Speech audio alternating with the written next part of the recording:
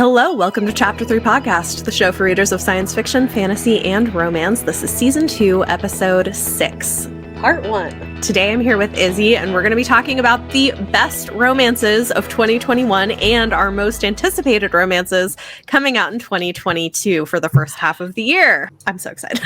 I also am like, how are we already here? I know. Oh man, it goes by so fast. Yeah. It does.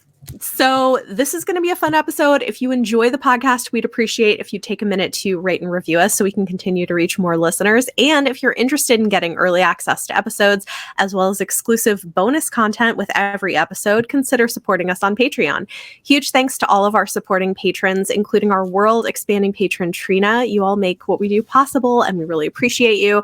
And FYI, this week we are going to be skipping the On My Radar segment that we usually do at the end because these 2 weeks, there's basically nothing coming out in publishing. Plus, we're going to be spending most of the episode talking about most anticipated romance releases anyway. So we will be back in 2 weeks with more On My Radar options. Housekeeping before we get into this. Okay, so I think we had slightly different approaches to how we curated our kind of best of romance lists. We did.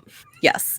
So do you want to talk about kind of what did you include or not include, and how did you do this? So mostly I included just books that I rated basically 4.5 and higher, because sometimes I will. So I do the 6-star like you do, Bethany, right? But I don't always rate a book that I would give 6 stars. 6 stars like on Goodreads or whatever, like into that shelf. I will give a rating that's like reflective of other things of the book. Okay. Like if that makes like rating subjective, right? But like there are some books, like I have a book I absolutely love, but it has some things in it that are like not great. So I mark it down, but it's an all-time favorite still, if that makes sense. Okay. So like in my reading spreadsheet, it might be a 6-star, but then on Goodreads, it's not like noted as such, or it might be noted as such, but like this is my actual like non-favorite rating if I like take away my bias. But I curated a list of not just 2021 releases because I actually... I've kind of read all over the place this year.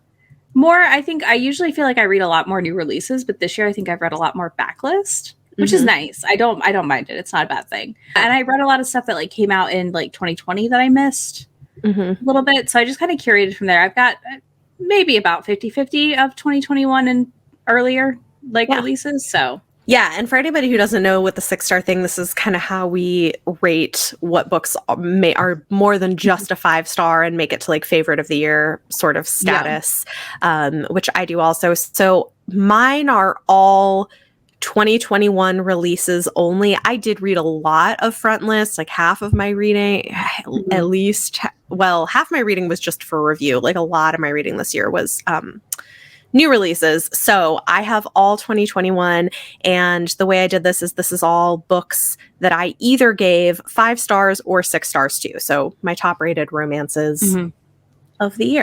And I have mine going in ascending order. Sort of. I have yeah, so I put like my 5 stars. I had no order. I literally just wrote a list because like I don't. So like this comes out before our YouTube videos with best ofs come out for the most part. So this is like my rough list. So you're gonna get the peak of like some books that might get cut, but I struggled to cut probably, and some books that like I think just deserve more attention. Yeah, because that is something too that sometimes I think about. Like, does this book need more attention? Yes or no? Oftentimes, yes, I think it does.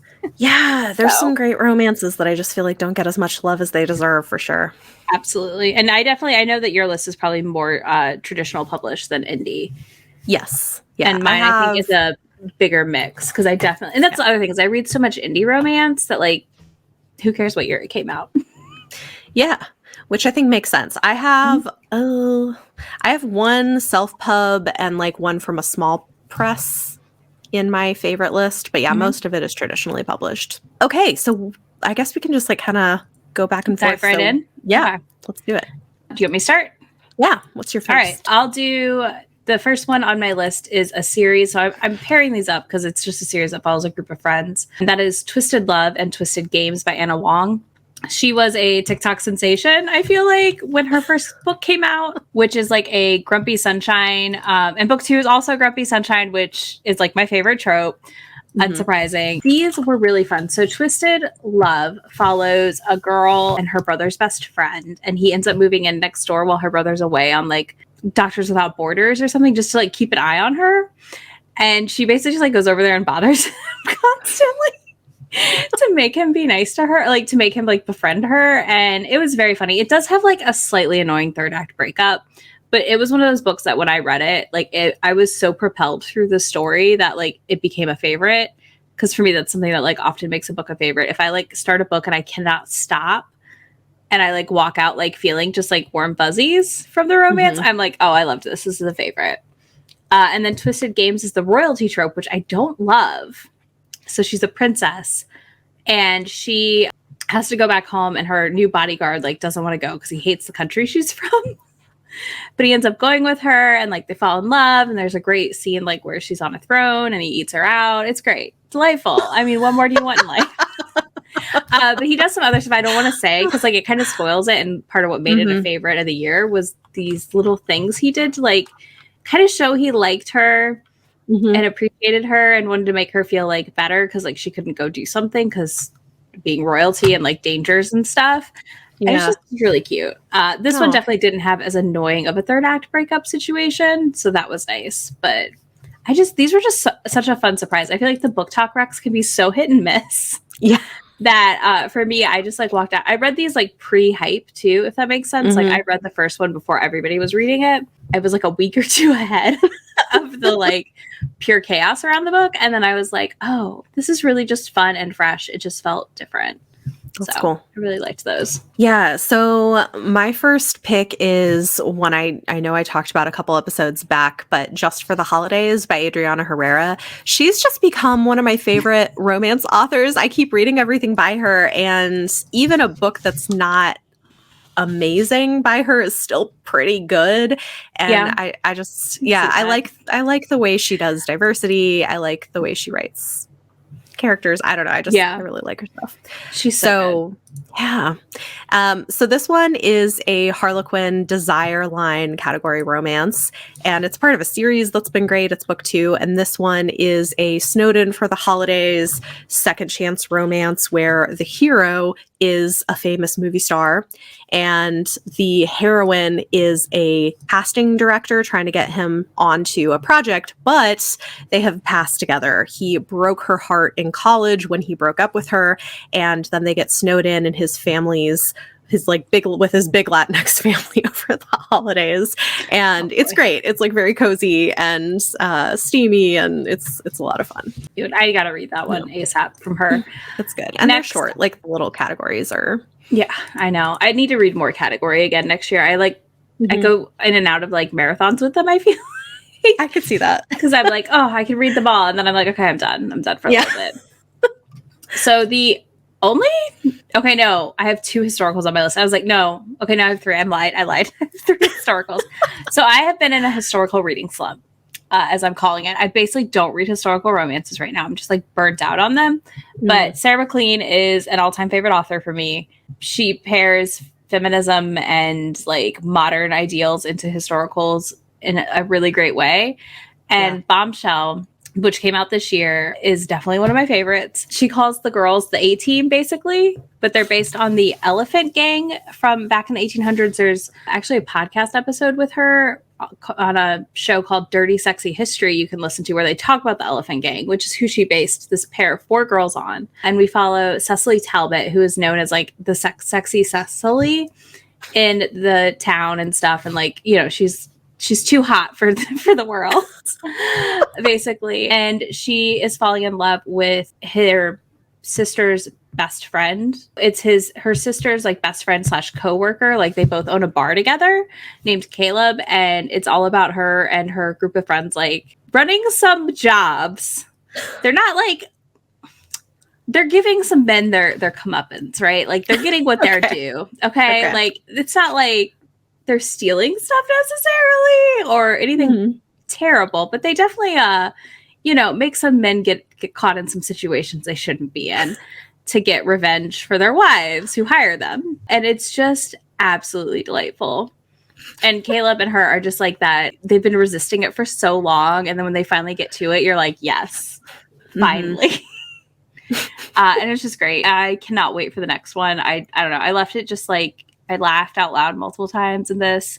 It's that heisty caper feeling without it being like high stakes, if that makes sense. Yeah.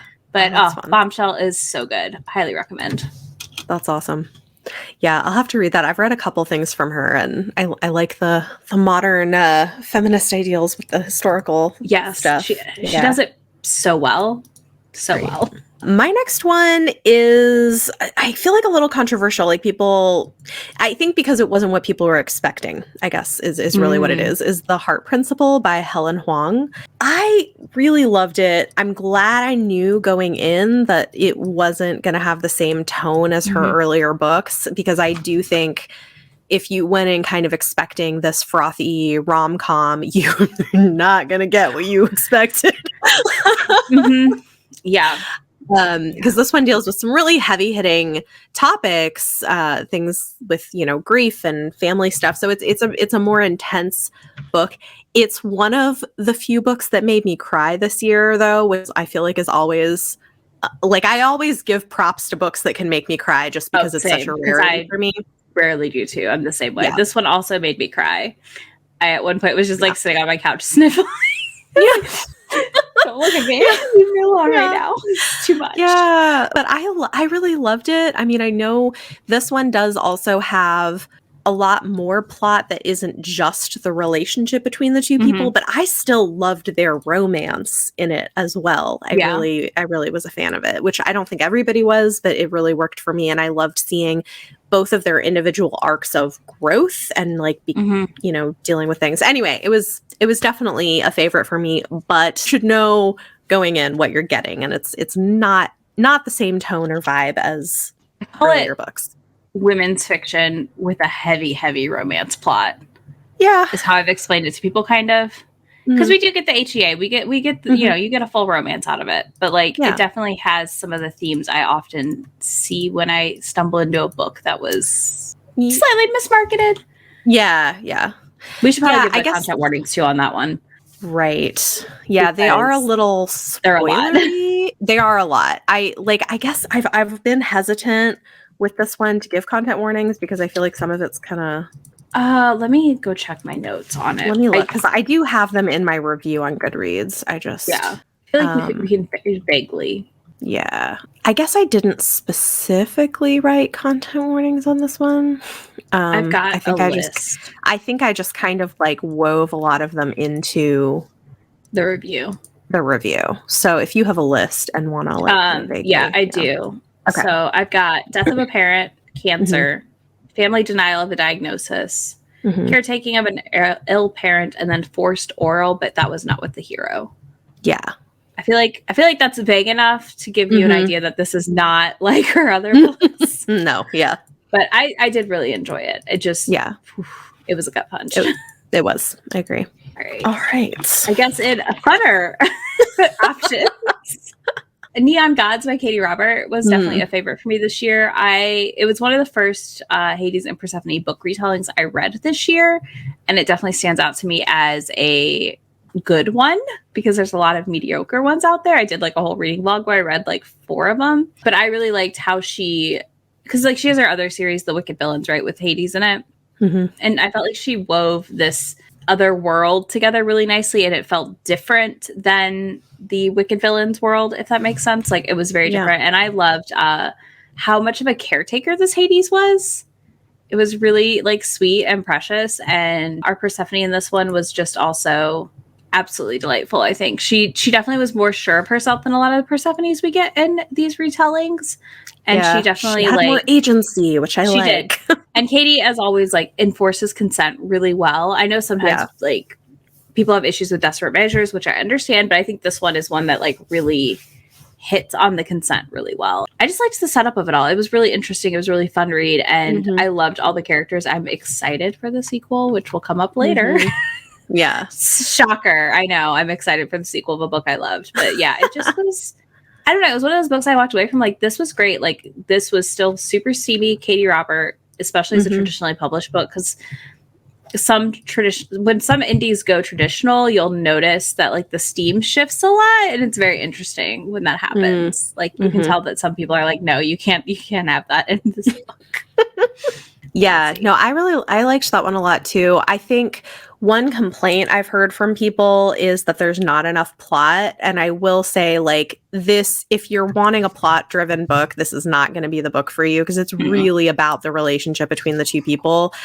So, like, I think that's a fair critique. It's a fair critique, yeah. I just like, if you don't care.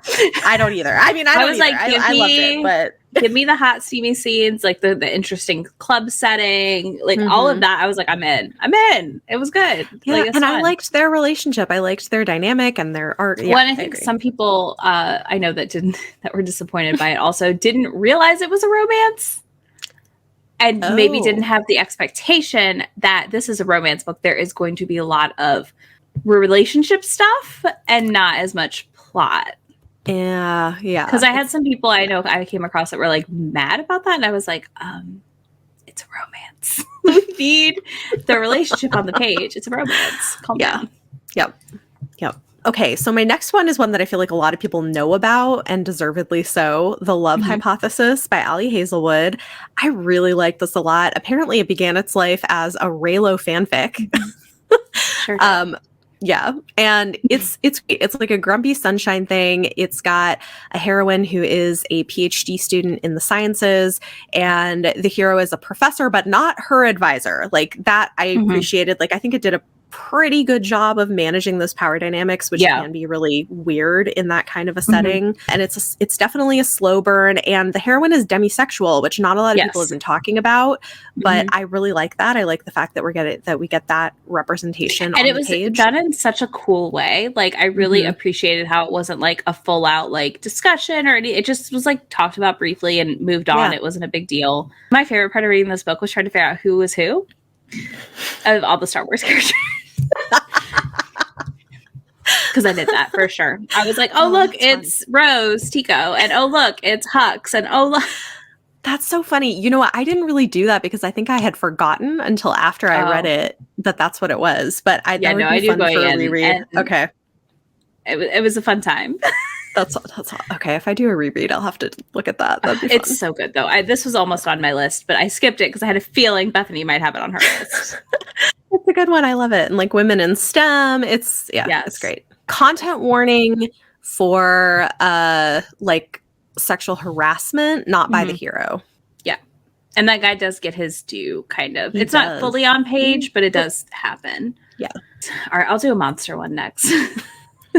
I have Stalked by the Kraken by Lillian Lark. This surprised me a lot. So this is another one I found through TikTok. Big surprise. The author's on TikTok. She doesn't have really interesting rec videos. Like she'll like do them to like very kind of specific themes. And I really appreciate that. Or tropes. So this follows a witch who is a matchmaker. And she runs a bathhouse with her family that is disguised as another business. And they like siphon the energy off of matches. So they ask that the matches like have their first time in the bathhouse so they can like collect the magic. And that's their business model. So she matchmakes, they get the magic, they sell the magic. It's very, very interesting. And we follow Gideon. What is her name? I cannot remember the girl's name. Rose. Okay. So Gideon, our hero, is a ancient being. Obviously, it's called Stalked by the Kraken. And he is like super old and he's like a treasure hunter. He like sees her and is like his like inner monster is like that one. So he kind of stalks her lightly, like not like creepy stalking. Does that make sense? Yeah. All stalking is creepy. Don't get me wrong. But like, it's not like he just follows her around stalking. He just like would kind of watch her from the diner across the street and wanted to figure out who she was. And then he like within like a few days interacts with her and says like later admits to what he did. And she was fine with it. And it follows their whole like journey, and it was so good. And I didn't think I would like tentacles, but she did something that made it work really well for me, and I was very surprised. And it was actually like a surprisingly sweet book with some like drama around her ex and a human trafficking. So her ex is maybe involved in some questionable things. And there's all that. I will say there's a content warning for some infertility talk and maybe a little bit of slut shaming from a side character situation, not like towards our main character, but not her or like the two main characters doing it. And I think there was some ableist language as well. But I walked away from this I was just surprised. I don't know. It was one of those books where you read it and you were like, oh wow, this was really fun and really good. And I just thought it was gonna be a banana pants time, and that's all I wanted out of it. And I walked away like, I loved this, and it was so cute and sweet. Oh, you never know. True. You truly never know. My next one is Battle Royal by Lucy Parker. I always really like her stuff. And this one is fun because the main characters aren't royalty, but it does have a royal adjacent piece to it. And it's kind of inspired by like the Great British Bake Off, which is interesting. So the hero is, I haven't really watched the Great British Bake Off much, so I'm not as familiar, but for people who are, I guess there's a judge who's kind of like uptight and not so nice on the show. And the hero is inspired by him. So he's this kind of like buttoned up, known to be a pretty harsh critic, but very talented judge. And the heroine had been a contestant years before on the show, and they don't like each other. So it's funny because they own their own bake shops like across the street from each other, basically. Oh, that's awesome. And his is all like black and white, like super, you know, like neat, like not colorful. And she's like magic, rainbows, unicorns, and like complete opposite, which he hates. And so they own shops across from each other, and then they bring her on as a judge for the new season of the show. Oh. So they're judging together and have some chemistry, and then are also going head to head to try to get the contract to make a wedding cake for the royal princess who just got engaged. But along the way, they end up kind of falling for each other. I loved this. I will say there is a lot going on. There's quite a few subplots that are happening. I was like, that sounds like so many more subplots than I realized was happening in this book. I haven't read it yet. It's on my TBR. Yeah, there's more than just that too. There's also like a whole thing of like someone stealing her recipes. Anyway, there's a lot going on in it, but I really liked it. And again, it's another like total grumpy sunshine thing because he's like, but it's really cute. I like. We all know it's on my list already because Grumpy Sunshine. That is my book nip. Like I'm like Grumpy Sunshine. Sign me up. I'm many times disappointed, but it's okay. I still keep going back. I think this is a good one. It's cute. Lucy Parker. If it's not good, I would be very sad. She's so good. Yeah, she's very talented. Let's see. Oh, this is a 2021 release, and I did not even realize it was. So there we go. I had more than I thought. Maybe Next Time by Christina C. Jones was definitely a favorite for me this year. This follows Denver and Kenza. She has served him divorce papers. This is not going to be for everyone, first of all. And I will give a big content warning on this one also, like at the end. But Denver is like, we're not doing that. That's not what's happening. And he kidnaps her, basically, and forces her to go away with him for a weekend and makes them talk out their issues. And they have a lot of sex. And it's like 100 pages. It was so good. It was so good. Again, is this how you should solve your marriage issues? Absolutely not. No. But also, maybe. The big content warning I have is that their divorce and their issues in their marriage all stem from a miscarriage. So you need to be prepared for that going in.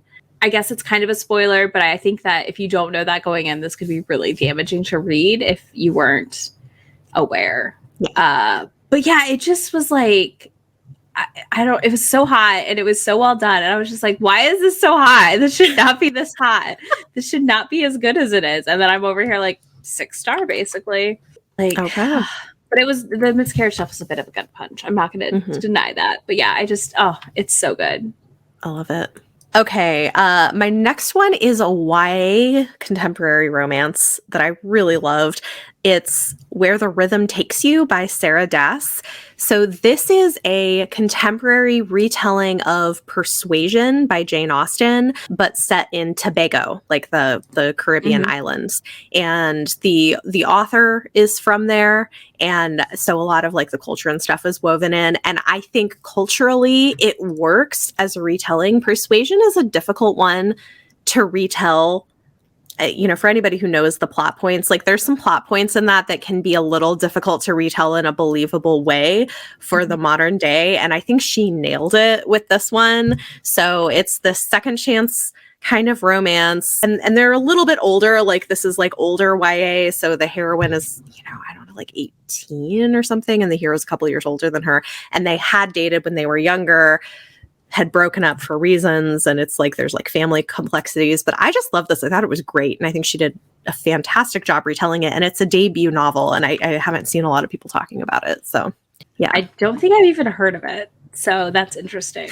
Yeah, the only reason, so I hadn't really either. She, I guess, watches my YouTube channel and reached out to me and asked if I'd be interested in a copy for review, and I was like, yeah, that sounds totally up my alley, and it was a great book. Yeah, so. Now I'm like, I gotta go find that one later and read it. I know nothing about Persuasion. I've never read Jane Austen. So okay. I have absorbed it culturally that to the point at which I like cannot read it. Like I'm bored. I know this, which is weird, but it's a thing. I'll give you my one YA pick I have on my list that is YA romance, and it's I'll Be the One by Lila Lee. I just read this recently and absolutely loved it. This follows a girl named Sky who enters a K-pop competition for dancing and singing. She makes it. And then there's this like internet celebrity model guy that also enters named Henry, I think was his name. But this deals a lot with like her being plus sized and being on this competition and people not being nice, including her mom, who is like kind of ashamed of her size and says some not great things. But it also is about Sky like finding what she's comfortable with and like standing up for herself and telling people off kind of. But yeah, so she enters the competition, she gets in obviously, and then we follow her on the competition and her falling in love with this boy Henry, and we have two bisexual main characters, so that was really exciting for me when that reveal happened. I was so excited, and it just was so cute.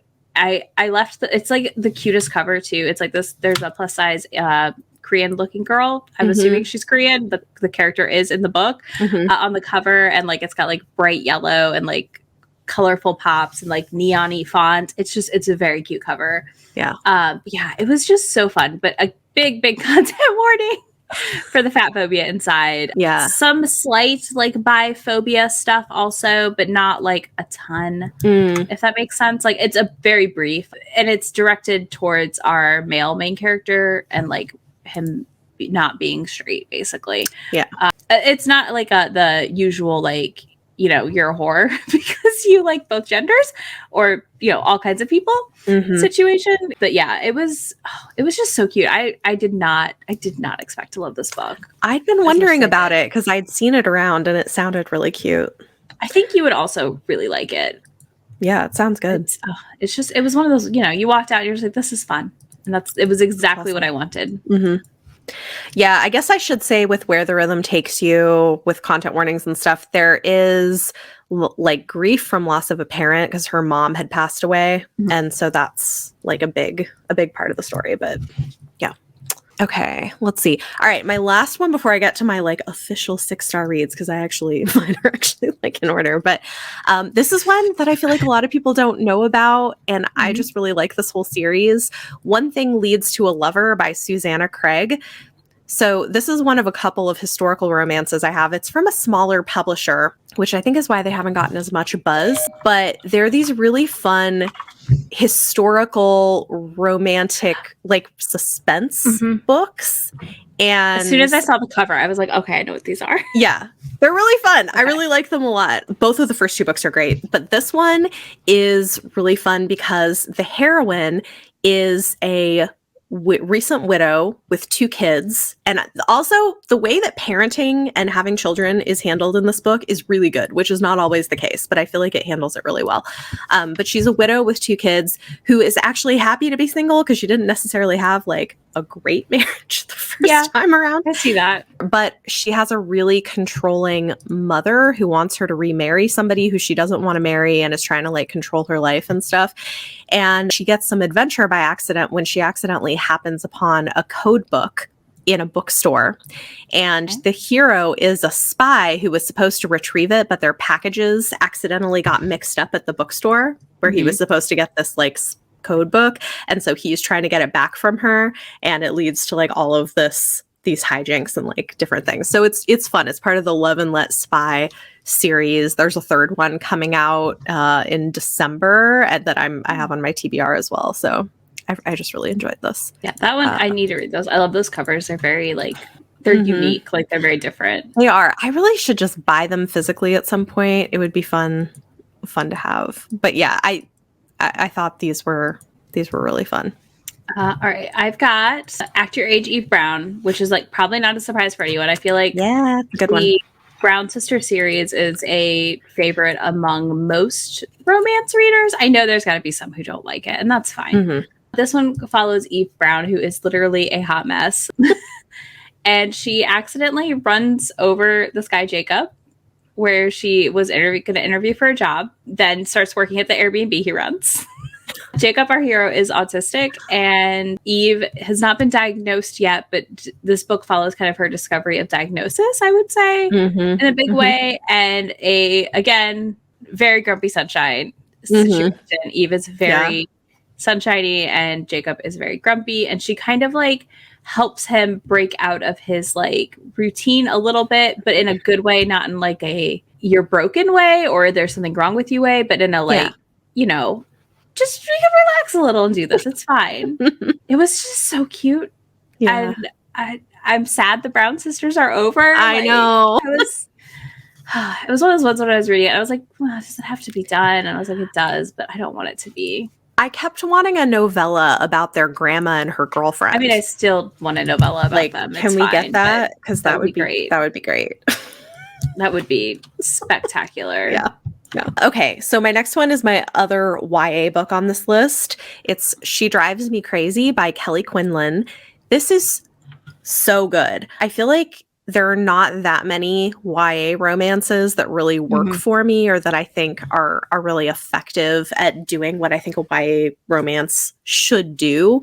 Because I think and this is part of it, is that I think most of the time a YA romance should have a happily for now, not a happily ever after. I agree with you. I don't think most of these couples make it. Like I do not think Peter and Laura Jean are still together. Like No.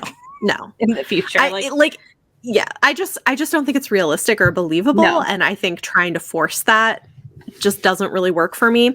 So this I thought did a great job. It's a sapphic romance and it's got a fake dating trope and enemies to lovers. So one of the heroines is a basketball player who recently was broken up with by her girlfriend. So she's still grieving the loss of kind of the first girl she fell for, even though it was kind of a toxic relationship. And the other heroine is a cheerleader. And for reasons, the basketball player doesn't like the cheerleader. Of course. But some things happen. And so the cheerleader agrees to like pretend to be her fake girlfriend to make the ex-girlfriend jealous.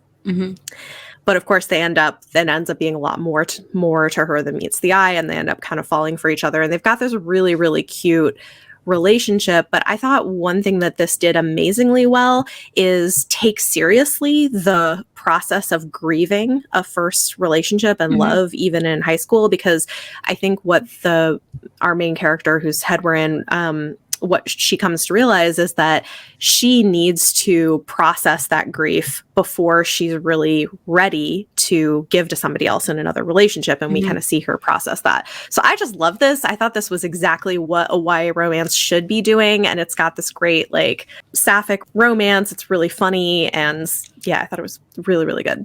That one is on my list, and I have not gotten to it yet. Okay, I'm going to rec one that is book 4 in a series, and you do have to start at book 1, and I'm sorry, but I guess it's just a rec for the general series. I read it over 2020 and 2021. Mm-hmm. The series wrapped up in 2020, and that is the Green Creek books. There's 4 books read those. I need to read TJ Klune. So here's the thing. Every single book has made me cry. I still have one short, like, novella, whatever story thing on his website to read that I'm not ready to read because the first one I read made me sob. And again, I do not cry in books. Like, it is rare. Like, a handful of times a year. Maybe once often in a year, I cry at a book. So I read the final book in the series this year, which is Brother Song. And it destroyed me.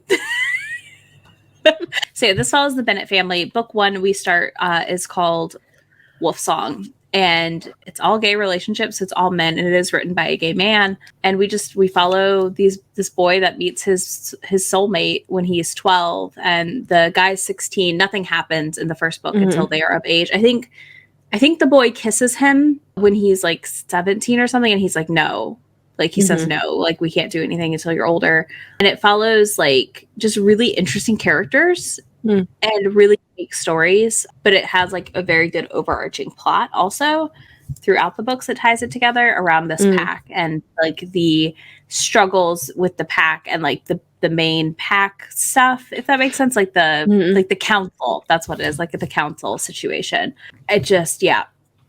Nope.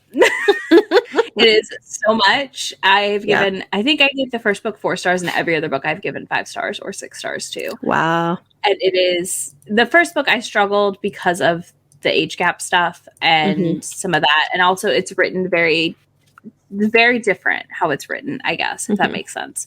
Okay. Kind of lyrical, kind of not. It's not like his other books really, but if you want your heart ripped out, just read all of the Green Creek. Oh man, they're on my list. Just rip your heart out. It's fine. They're on my list. Yeah. Okay. So my next one is my favorite book in a series that I love. It's Careless Whispers by Zenithia Williams. I love this book. It's so good. I haven't read the whole series, but I love this book. They're all so good. This one's definitely my favorite because it's got a prickly heroine, and I love a prickly heroine. Basically, the whole series follows an elite Black family in the American South, and it's very soapy. Like, there's a lot of, like, soapy, juicy family drama with these beautiful romances that come together. And I really loved this. This was the one I had been waiting for because this sister, who's the super prickly, accomplished, smart, determined, ambitious woman, I saw her as a side character through all the books, and I was like, I'm waiting. It's like an enemies to lovers. I started on this one, which I thought was perfect. Because now I actually want to go read the other ones. Yeah. So it's fun because you see the two of them as side characters in earlier books, and I was like, oh, I want that story. Like, I know it's every romance reader. When does this start? Yeah, like, when do we get that romance over there? Need that one. Yeah, so this was great. The whole series is fantastic. I will go with my other monster romance, which is Morning Glory Milking Farm. Okay. The I don't know, it took the world by storm. Like, I feel like the more I think about it, and it's one of those books that, like, I rated a 4 and I've slowly bumped up because I just keep thinking about it and thinking about how, like, wildly good it was. And it is the most ridiculous book ever to explain to people. So this follows Violet, who starts a new job at the milking farm. And that's right, they're milking minotaurs for their semen to then give to this pharmaceutical company that makes, like, Viagra for human men. And it's just so interesting because it takes place in a town called Cambric Creek, where you see all kinds of monsters. Like, Violet befriends a vampire, and then one of her clients' work is, like, they have, like, this connection when he comes in, and obviously she does her job still, but like, it does a really interesting exploration of, like, sex work. Like, is this sex work? Is it just a job? Like, what would it be considered? Also, like, you know, the choice of the minotaurs, generally, like, all of them go do this because they make a ton of money from it. So why wouldn't you? Yeah. Like, go make a couple $1,000s or whatever from doing it, regularly. But yeah, it just follows them, and they like kind of slowly build a connection while she's working, and then they end up running into each other at the coffee shop in town, and it goes from there. Just there's a lot of semen in this book. I need to give that forewarning right away. There is a lot of fluid, a lot. Okay. Now I know of other books that apparently have more fluid than this book, but there's a lot. Like they're filling up like 24-ounce containers at the milking farm. Yeah, it's a lot. That's a lot. Indeed. A lot of fluid. Like it talks about that. It just was so good. And like the first time when they almost hook up, he's like, no, we can't do it here. We have to do it at my house so that like I don't damage your apartment. And I was just like, this is so thoughtful. Like it was really hot and really, really good. Oh my gosh. It was so fun. Okay, my next one is another kind of heavy, hard-hitting one, but I loved it. It's another one that made me cry. So this is How to Stay by Christina Mitchell. And this is my one self-pub book that oh my gosh, I love this so much. It deals with a lot of intense stuff, and some of which I just think we don't see all that often talked about on page, like men with disordered eating is one thing, which I'll talk about. So this one is a small town second chance romance. The heroine has become a big rock star, like a world famous rock star. And she had left this small town. She had been best friends with this guy. They slept with each other when they were like young, like 14 or something. Like it was like their first time. But he had been like the fat kid when they were kids. And so then for unrelated reasons, she ran away. And he thought that it was like because of him, and like has like body issues because he thinks, anyway, so it's like this whole thing. So he's now lost a ton of weight, but is like has disordered eating and is like obsessive about, so like content warning if that's going to bother you, because there's a lot of that on page of him like obsessed, but it's not presented in a positive way necessarily, like as a healthy thing, but like he's kind of obsessive now about like what he eats and calories and exercise and all this stuff. Anyway, so that is a whole thing that they unpack. But she had run away for reasons that I won't get into. Like she had come from kind of an abusive family, went through a lot as a young teen girl runaway, but ultimately ended up becoming this big rock star. So now her dad has died and she is like incognito coming back to town for his funeral, and they kind of reconnect. And so it's both of them. It's like two very broken people finding healing and finding love together. And it's really beautiful, but also there's a lot. Like, so lots of content warnings because they both have experienced a great deal of trauma that they're processing. But I just loved it so much in their relationship. It's like, it's like a friendship and a romance, and it's really beautiful. I want to read this one. I just have to be at the right place, like mentally, with the eating disorder stuff. But it sounds totally so good. That. It's really good. So good. Yeah. I have Run Cozy Run by Casey Wells, another one that I keep returning to. This is definitely a dark romance. I'm gonna say that flat out, which means check all the reviews you can before you dive in if it's not your normal thing, and I will give some content warnings at the end. So this is definitely not for people who maybe are new to the genre. I mean, you could try it, but I'm going to say like it's one that I would say maybe caution. This follows Posey, who is kind of the whore of the mafia group here. She is kind of like slept around with a lot of people and gets treated like crap by a lot of the men and passed around in a way because her family, like her uncle did something and their family's kind of been blacklisted. Well, she ends up with Dario, who is like the third in command, kind of, and they're kind of going to get engaged, it seems like, and be together, but he's kind of, he's very much like a sociopath. And a thing gets leaked, a video of her that is old, that someone took, like, and she didn't know about, I believe, gets leaked and has the date changed on it to make it look like it was recent. And Dario sees it and throws her out of the house and tells her to go run. So she runs off into like the mountains of like in the Northeast. And then Dario figures out that the video is faked and goes and hunts her down and like stalks her and finds her and kidnaps her to bring her back. This is not a Bethany book. No. At all. Like this is super not a book you would probably enjoy. No. And he like, cause he's like, I'm in love with her. I can't let her go. So he goes and gets her. They kind of play some, hide and seek, I guess, sort of. just not the fun kind. And he brings her back and like then goes and enacts revenge on all these people who have wronged her. And it's a lot. Again, this is a dark romance, but it was so good. And I literally read it in one sitting, like could not put it down. But again, content warning here, like murder, assault on page, like murder on page, revenge porn, gun violence, kidnapping, stalking, like rape.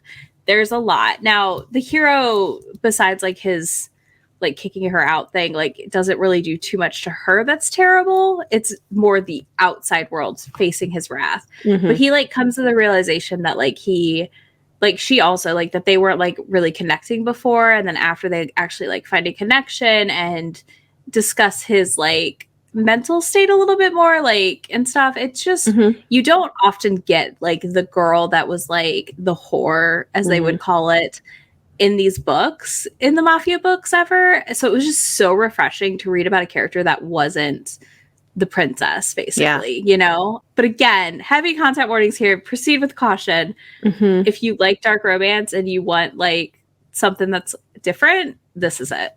Yeah.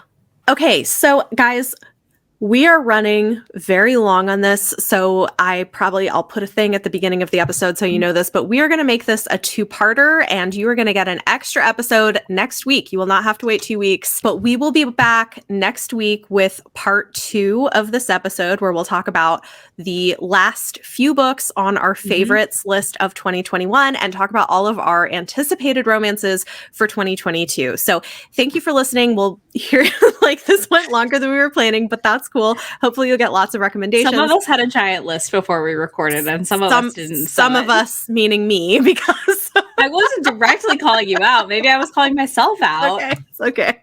I know. I couldn't decide. I've read a lot of good romances this year. So we will be back next week. This has been Chapter 3 Podcast, and we're your hosts, Bethany and Izzy. You can follow us on our individual YouTube channels, which are linked in the show notes or in the video description if you're watching us on YouTube. You can follow Chapter 3 Podcast on Twitter, Instagram, and TikTok, as well as on YouTube, as well as download from wherever you like to get your podcasts. The next episode will be available next week. It may be a shorter episode, finishing this one up in part 2, and this episode's bonus content will be available to patrons in the next few days. Thanks for listening.